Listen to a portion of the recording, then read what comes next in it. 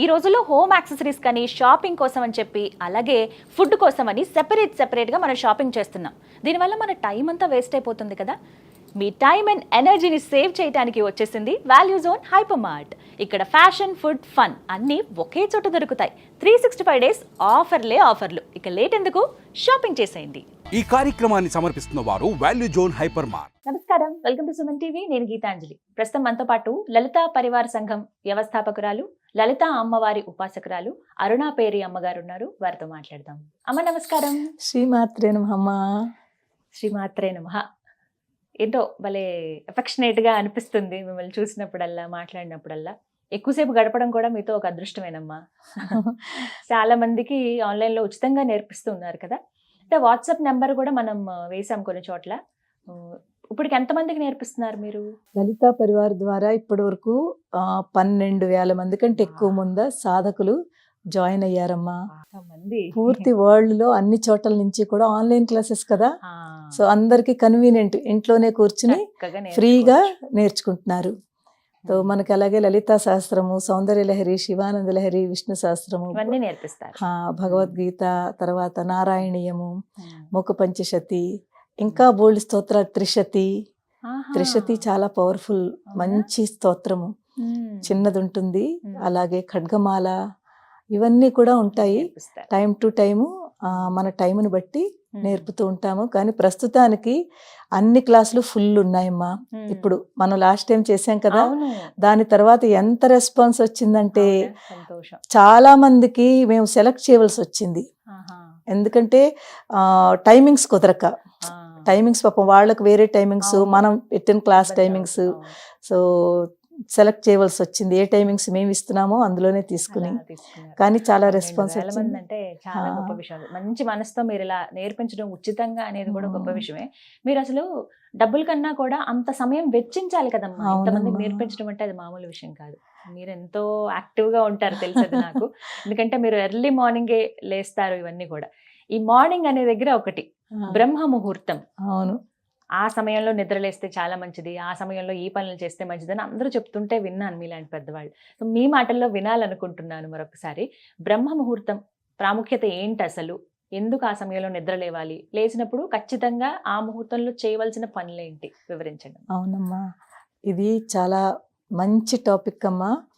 బ్రహ్మ ముహూర్తము అంటే early morning 3:30, 3:45 నుంచి 4:30. ఒక్కొక్కసారి చలికాలం ఉదయితే 5, అంటే సూర్యుడు ఉదయిస్తున్న 1.5 hour ముందుకు చూసుకుంటాము. అదంతా బ్రహ్మముహూర్తం అనమాట. సో మామూలుగా టైంలో క్యాలిక్యులేట్ చేసుకుంటే 3:45 నుంచి 4:30, 4:45 వరకు ఈ మధ్యలో ఏదైనా బ్రహ్మముహూర్తం అంటాము. బ్రహ్మ ముహూర్తం పేరులోనే బ్రహ్మ అంటే ఏంటి? పరబ్రహ్మ. బ్రహ్మ అంటే దేవుడు, పరమేశ్వరుడు పేరు. బ్రహ్మ ముహూర్తం అంటే ఎర్లీ మార్నింగ్ టైము. చూడండి అమ్మా, మనము ప్రకృతితో కనెక్ట్ అయి ఉన్నాము. ప్రకృతి అంటే నేచరు, అమ్మవారు. ప్రకృతి అంటే అమ్మవారు కదమ్మా. ప్రకృతితో మన బాడీ అంతా కూడా, మన శరీరంలో కూడా బయట ఏవైతే ఉన్నాయో పంచభూతములు, పంచతన్మాత్రలు, అదంతా కూడా మనలో కూడా ఉన్నాయమ్మా. శరీరానికి మన శరీరానికి ప్రకృతికి కూడా చాలా కనెక్టివిటీ ఉంది. ఎప్పుడైతే ఈ బ్రహ్మ ముహూర్తంలో ఈ ప్రకృతితోటి మనం కనెక్ట్ అవుతామో, ఎలా అవుతాము? ఈ ప్రకృతిలో బ్రహ్మ ముహూర్తంలో వైబ్స్ ఉంటాయమ్మా, సంచరిస్తూ ఉంటాయి ఈ శక్తులు, శక్తి దేవతలందరూ కూడా, ఎనర్జీస్ అంతే కూడా ఈ బ్రహ్మ ముహూర్తంలో సంచరిస్తూ ఉంటుంది. ఎప్పుడైతే మనం బ్రహ్మ ముహూర్తంలో లేచి మనము సాధన కానీ, దేవనామస్మరణ కానీ, లేకపోతే కొంతమంది యోగా చేసుకుంటారు, మీరు ఏం చేసుకున్నా కూడా ఆ బ్రహ్మ ముహూర్తంలో కాసేపు కామ్గా, ఎవరితోటి మాట్లాడకుండా మౌనంగా ఏదో ఒకటి, మీకు ఏమీ రాకపోతే కళ్ళు మూసుకుని కూర్చోండి. నేను చాలా మందికి చెప్తాను, మాకు మంత్రం రాదు, మాకు అసలు ఆ సమయంలో ఏం పట్టించాలి, ఏం చదవాలి అని అడుగుతూ ఉంటారు. సో ఉన్నాయి, అన్నీ ఉన్నాయి. ఒకవేళ మాకు ఇవన్నీ కూడా వద్దు అంటే ఏమీ చెయ్యొద్దు. మీరు జస్ట్ ఆ ప్రకృతి యొక్క ఆ వైబ్స్ ని అబ్జర్వ్ చేయండి. ఆ చేస్తూ ఏదో ఒకటి, రాముడు, కృష్ణుడు, హనుమంతుడు, లేకపోతే అమ్మవారు, ఏదో ఒక నామస్మరణ కనుక మీరు చేసుకుంటే, లేకపోతే మన గురువుల ద్వారా మంత్రాలు తీసుకుంటూ ఉంటాం. మన గురు మంత్రం ఏదైతే ఉందో, ఏదైతే ఉపాసన తీసుకున్నామో ఆ గురు మంత్రం ఎవ్వరు మంత్రం తీసుకోపోయినా పర్లేదు. హరే కృష్ణ కృష్ణ కృష్ణ హరే హరే, హరే రామ రామ రామ హరే హరే. ఎంత బాగుంటుందమ్మా ఈ మంత్రము. లేకపోతే ఓం నమో దక్షిణామూర్తయే నమః, ఓం నమో దక్షిణామూర్తయే నమః, ఓం నమో దక్షిణామూర్తయే నమః. దక్షిణామూర్తి తెలుసు కదమ్మా, ఆదిగురు శివయ్య. నాకు చాలా ఇష్టము. నాది నా మొబైల్ డిస్ప్లే కూడా అదే ఉంది, మీకు చూశాను. ఆదిగురువు మనందరికీ కూడా ఆదిగురువు ఆయనేనమ్మా శివయ్య. అక్కడి అందరికీ, మనకే కాదు దేవతలకి కూడా ఆదిగురువు శివయ్య. ఆ దక్షిణామూర్తిని ఓం శ్రీ దక్షిణామూర్తయ్య అని కూడా అనుకోవచ్చు. ఓం శ్రీ దక్షిణామూర్తయే నమః. ఈ ఒక్క నామం చదువుకోండి, లేకపోతే కృష్ణ రామ రామ రామ కృష్ణ కృష్ణ అనుకోండి. ఏదనుకున్నా మౌనంగా, పైకి గట్టిగా అనాలనేమి లేదు, మౌనంగా మన లోపల శ్వాస పైకి తీసుకుంటాం కదా. కాస్త మీరు, నేనైతే ఏం చేస్తానంటే విండో ఓపెన్ చేస్తానమ్మా. బయట ప్రకృతి అంటే మన ఏ రూమ్ లో ఉన్నా కాస్త డోర్ కానీ విండో కానీ ఓపెన్ చేసి ఉంచుకోండి. ఆ బయట ఫ్రెష్ ఎయిర్ వస్తుంది ఆ టైంలోను. ఆ ఫ్రెష్ ఎయిర్ తోటి మనకి ఎంత ఆనందం అనిపిస్తుందో. ఎప్పుడైతే మనం కూర్చుంటామో, ఫ్రెష్ ఎయిర్ తీసుకుంటామో, ఈ నామస్మరణ చేస్తూ ఉంటామో, సాధన అంటాం దాన్ని. అలా చేస్తున్న దాన్ని సాధన అయిపోతుంది. ఆ చేస్తూ ఉంటామో మన మనస్సు నిజంగానే ప్రకృతితో కనెక్ట్ అయిపోతుంది. ఎక్కడో అక్కడ మనం అమ్మవారితో కానీ, మీరు ఏ నామం చదువుకుంటారో ఆ దేవుడితో కనెక్ట్ అవుతారు. మీకు మంచి థాట్స్ వస్తాయమ్మా. మీ బ్రెయిన్ అంతా కూడా చాలా పీస్ఫుల్ గా ఉంటుంది, ప్రశాంతత. మనం చాలా మంది స్టూడెంట్స్కి అయితే స్పెషల్లీ బ్రహ్మ ముహూర్తంలో లేచే అలవాటు ఉన్న పిల్లలు చాలా ఉచ్చ స్థితిలో ఉంటారమ్మా. ఆ సమయంలో లేచి చదువుకోవాలని అంటారు. ఆ టైంలో కనుక చదువుకుంటే పూర్తి వాళ్ళ కాన్సన్ట్రేషన్ అంతా కూడా బుక్ మీద పెట్టుకుని చదువుకుంటే అది మర్చిపోకుండా ఇక్కడ స్టోర్ అయిపోతుంది. వాళ్ళు ఏదైతే చదివారో వాళ్ళ మెమొరీలోను వాళ్ళ యాక్టివ్ అవుతుంది వాళ్ళ మెమొరీ. మన బ్రహ్మ ముహూర్తంలో మనం చేసిన సాధనకి మన ఈ చక్రాలన్నీ కూడా యాక్టివేట్ అవుతాయమ్మా. ఈ చక్రాలు సాధన మళ్ళీ అదొకటి ఉంటుంది. అమ్మా, ఆ సమయంలో మేము లలిత అమ్మవారి ఉపాసన చేస్తున్నాము. అమ్మవారి ప్రత్యేకించి ఈ నామాలు ఈ సమయంలో బ్రహ్మ ముహూర్తం సమయంలో స్మరించుకోవచ్చా అని అడుగుతూ ఉంటారు కొంతమంది. అలా ఏమైనా ఉన్నాయమ్మా? ఏదైనా లలితా సహస్రంలోంచి ఏదైనా నామం తీసుకోండి మీరు అమ్మా. తొలి నామమే తీసుకోండి, ఎంత అందమైన నామం. శ్రీ మాతా శ్రీ మహారాజ్ఞి శ్రీమత్ సింహాసనేశ్వరి చిదగ్నికుండ సంభూత దేవ కార్య సముద్యత. మనకి లలితా సహస్రంలో ఫస్ట్ లో స్టార్టింగ్ లో 7-8 శ్లోకాల వరకు ఉన్నాయి కదా, 10 శ్లోకాల వరకు. ఈ 10 శ్లోకాలు కూడా ఈ బ్రహ్మ ముహూర్తంలో మీరు చదివితే పూర్తి ఒక ధ్యాన ప్రక్రియ. పూర్తి ధ్యాన ప్రక్రియ మీకు కనీసం ఒక 20, మీకు తెలియకుండానే 20-25 మినిట్స్ ఈ ఒక్క నామం చదువుతూ దాన్ని అర్థం చేసుకుంటూ మనం మన బాడీ మీద అప్లై చేసుకుంటే ఉద్యద్భాను సహస్రాభా చతుర్బాహు సమన్విత. అమ్మవారు ఉదయిస్తున్న సూర్యుడు, 1000 సూర్యుల యొక్క కాంతి ప్రకాశము ఎలా ఉందో ఆ ప్రకాశంతో ముందు ఒక చిదగ్ని కొండ నుంచి ఒక ప్రకాశం వచ్చింది. ఆ చిదగ్ని కొండ నుంచి ఒక ప్రకాశమే ముందు వచ్చింది. ఆ ప్రకాశం ఎలా ఉందిట, 1000 సూర్యుల యొక్క కాంతి ఎంత ఉంటుందో అంత కాంతి ముందు బయటకు వచ్చింది. ఉద్యద్భానం. ఇదంతా ఒక ధ్యాన ప్రక్రియ. అది మనం ఇలా తలుచుకుంటూ చేస్తే మీకు 25 మినిట్స్ ఈజీగా పట్టేస్తుంది. ఆ 25 మినిట్స్ కూడా మీరు ఎప్పుడైతే ఈ నామాలు చదివారో ఫస్ట్ స్టార్టింగ్ లో ఉన్న 8-9 శ్లోకాలు తీసుకోండి చాలు కంటిన్యూగా. ఇదే బ్రహ్మ ముహూర్తంలో మీరు 25 మినిట్స్ ధ్యానం చేసేస్తున్నారు. అది మన మీద కూడా అప్లై అయిపోతుంది. దాని తర్వాత చేస్తానమ్మా, ఖచ్చితంగా చేస్తాను నేను బ్రహ్మ ముహూర్తంలో. అంటే చాలా మందికి సందేహం ఉంటుంది, ఏం పట్టించుకోవాలి. కొంతమంది ఏమో జస్ట్ ఏదైనా మ్యూజిక్ అలా పెట్టేసి మెడిటేట్ చేసుకుంటూ ఉంటారు. అలా వాటి బదులు ఇలా స్మరించుకున్నా కూడా మంచిదే. ఒకటి మంత్రములు. మనం దీనికి మనకి రిస్ట్రిక్షన్స్, స్నానం చేసే కూర్చోవాలా ఏమీ అక్కర్లేదు.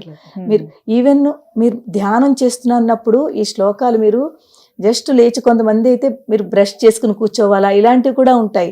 ఫ్రెష్ అయి కూర్చోవాలా, బ్రష్ చేసుకో, ఏమీ వద్దమ్మా. లేచిన వెంటనే మీరు బెడ్ దిగిపోవాలమ్మా. అందరికంటే ముందు ఒక నియమం ఏంటంటే మీరు బెడ్ మీద కూర్చొని చెయ్యొద్దు.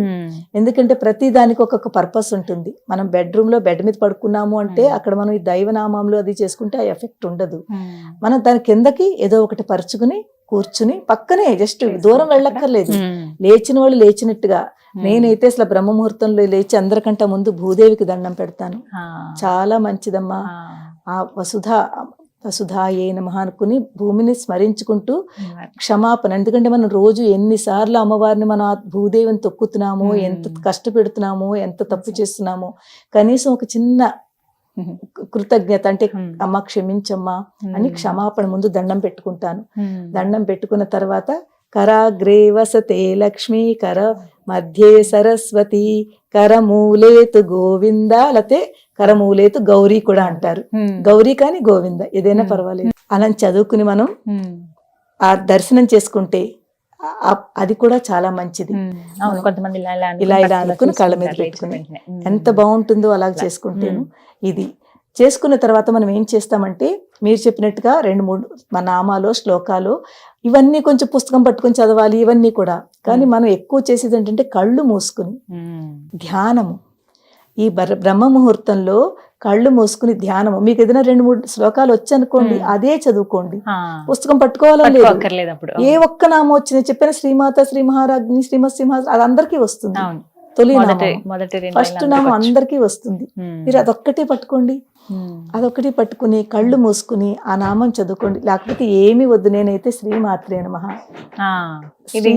అందరికి ఎంత సులువమ్మా. చిన్నవాళ్ళైనా పెద్దవాళ్ళైనా అందరికీ శ్రీమాత్రే నమః, శ్రీమాత్రే నమః. ఇది లేకపోతే శ్రీ దక్షిణామూర్తయే నమః, లేకపోతే హరే కృష్ణ హరే కృష్ణ. ఏదైనా సరే మనసులో ఎప్పుడైతే చదువుకుంటామో మనకి పాజిటివిటీ బాగా పెరుగుతుంది, ప్రశాంతంగా ఉంటుంది. స్టూడెంట్స్కి మెమొరీ స్ట్రాంగ్ అవుతుంది.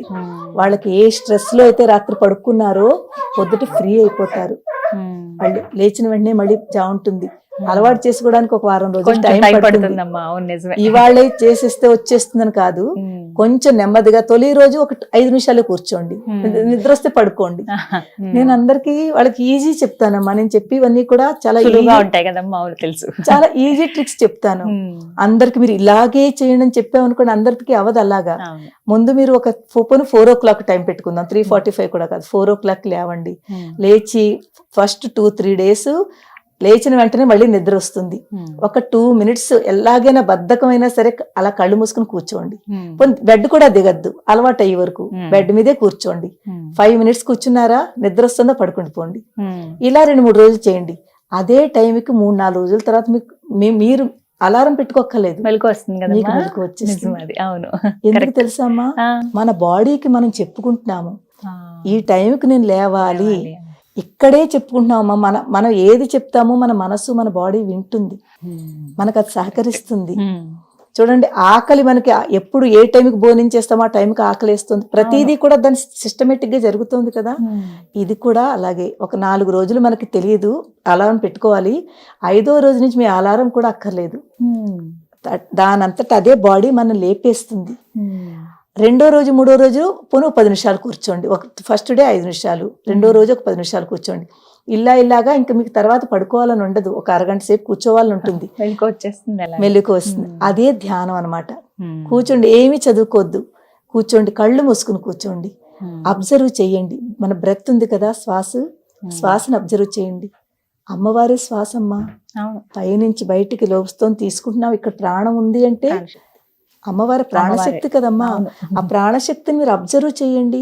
మీ కళ్ళతో అక్కడ అమ్మవారు కనిపిస్తున్నట్టుగా భావించుకోండి. ఏమి చదువుకోపోయినాను, చదువుకుంటే ఏంటంటే ఒక మంత్ర రూపంలో అది ఆ వైబ్స్ లోపలికి వెళ్తాయి. బయట ఉన్న ఇక్కడ ఏంటుంటుంది, కాస్మిక్ ఎనర్జీ అంటాం దాన్ని. ఈ బయట ప్రకృతిలో ఉన్నది కాస్మిక్ ఎనర్జీ. తో ఈ కాస్మిక్ ఎనర్జీ ఎప్పుడైతే మనం ఎక్కడి నుంచి వస్తుంది తెలుసా, బ్రహ్మరంధ్రం నుంచి.